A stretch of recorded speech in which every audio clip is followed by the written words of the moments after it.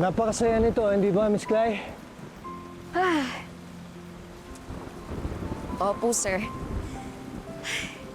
Pero, lumalamig na rin po eh. Tara, sumilong na tayo ulit. Mamaya na. Nais ko pang tumayo dito habang malinaw pa sa aking isipan ang alaala ng aking ama.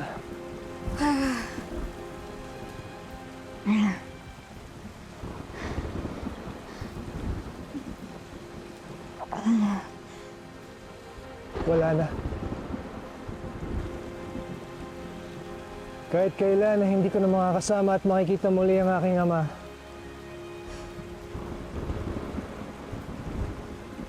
Kay bilis ng paglipas ng aking kabataan. Masaya, ngunit malungkot na alaala na lamang ang lahat ngayon, Miss Clay.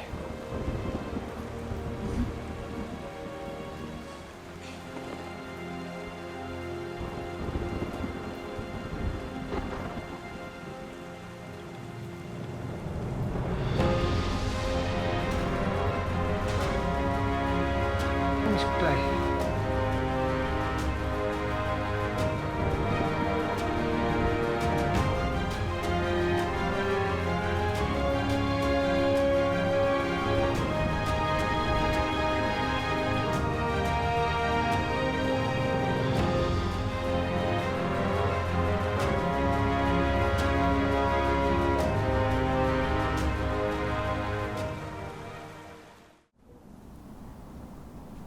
Mga dong!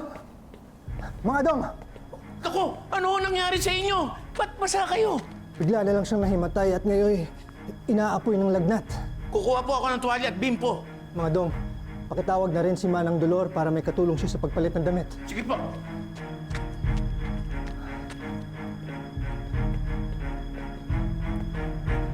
Tara, Aling Dolor. Bilisan po natin. Kailangan po ng tulong ng pinsan ni Senyor. Ay, bakit? Ano bang nangyari? May sakit po siya. Mang Atong, magandang gabi ho. Andyan ho ba si Ginoong Ibarra at Binibining Clay? Maaari ko ho ba sila makausap? Hingin po sa mga anak ko. Sisa, bumalik ka na lang. Dahil yung dalagang hinahanap mo may sakit. Masamang pagkakataon nito. Aling Dolor, halina. Ginoon, saan ko ba ilalapit ang mga anak ko?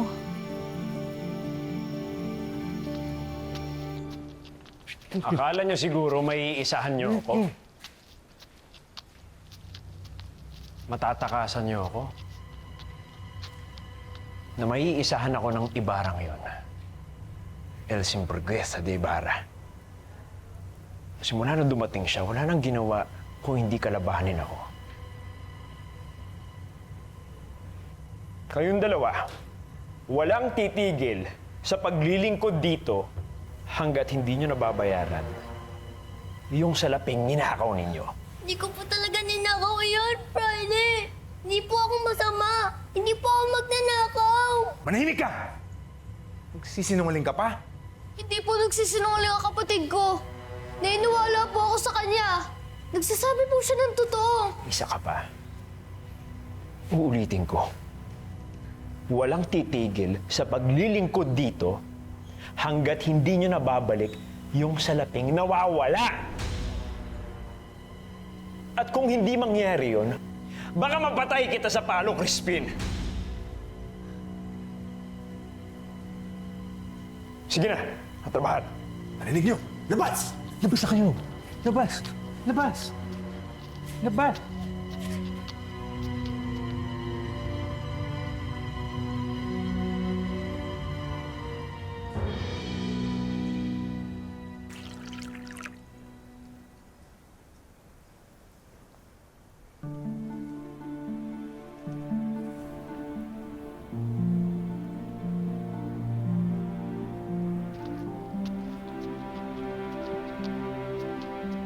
Ano na ho ang lagay niya?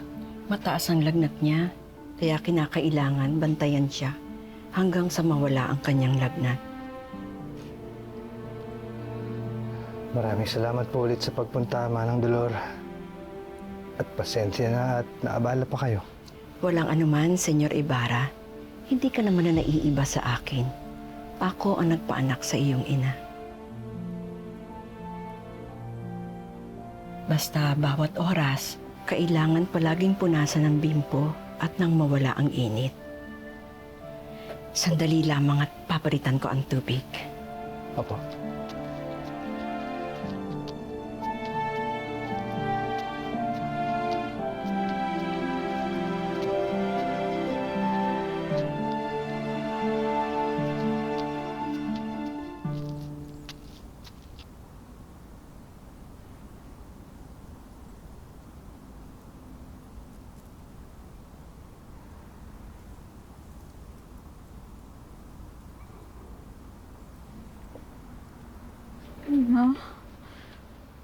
Miss Clive? Gusto ko na umuwi. Ayoko na dito.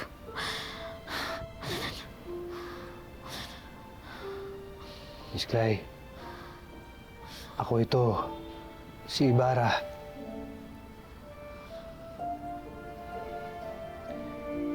Kailangan mong magpahinga.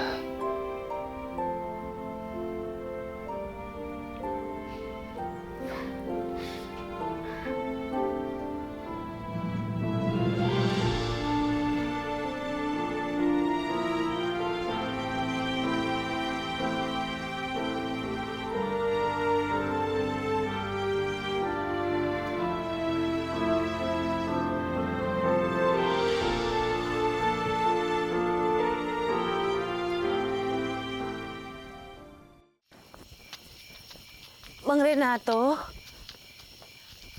Mang Renato? Mang Renato, nakita na ho ba ang kura at ang mga anak ko? Oo, kanina. Oh, saan ka pupunta? Titinan ko lang ho sana yung mga bata. Maaari ho ba?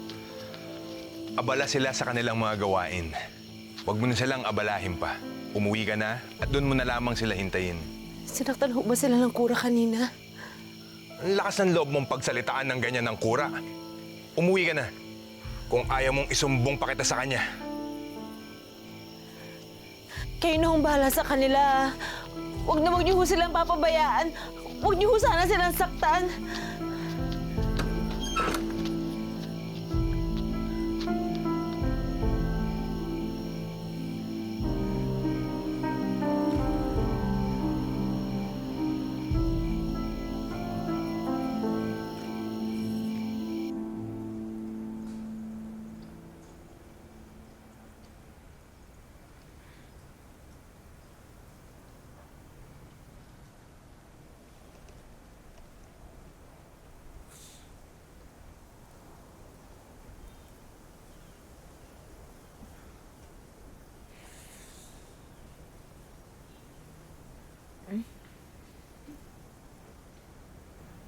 Ano nangyari?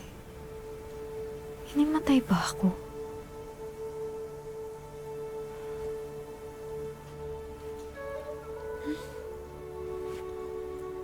Sino nagbihis sa akin?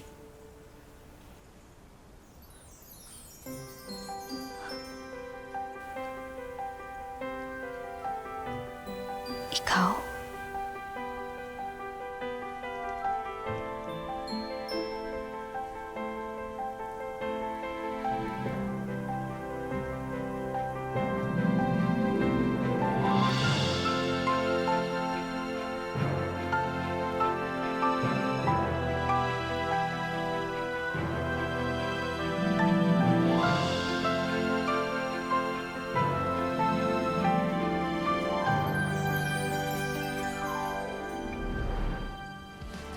Kayang baguhin ang nakalipas.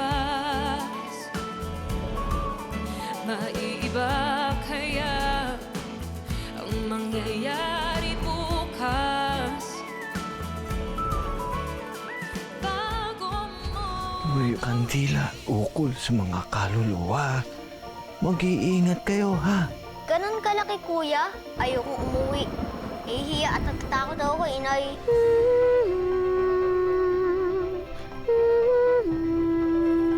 Bakit ka kumakanta? Umibig ka na ba? Ako? Magkakagusto sa isang taga dito? Tanda na kaya nila? Hindi ko naman planong ma-in love dito.